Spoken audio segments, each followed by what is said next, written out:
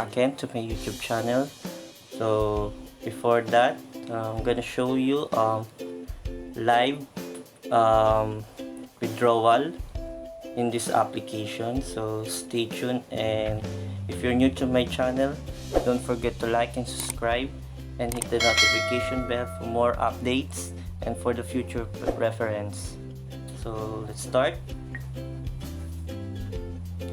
So as you can see here, I earned 2,320.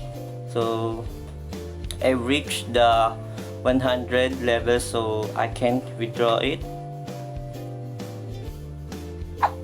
So since supported Tron on TRC10 token wallets only, so I would enter my Tron address here.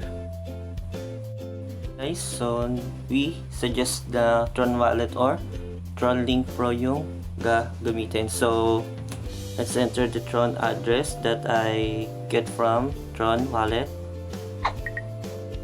So let's paste it. So that's my Tron wallet address. So let's withdraw. So withdraw 2,320 PHT to your address. So withdraw. So you have successfully requested withdrawal. Please note that we process withdrawal manually. So allow up to 36 hours to receive your PHT. So done. So let's wait natin for 36 hours. The next day. So we're back again. So let's take a look to our Tron wallet.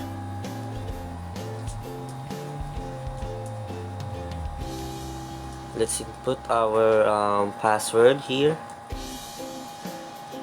So as you can see, this is the dashboard of this Tron wallet. So take a look for the transaction. So the transfer asset is 2,320.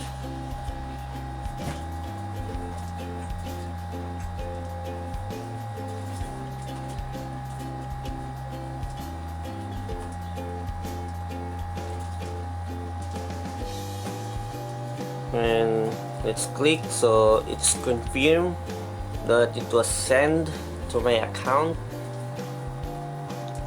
So let's see to our token. So here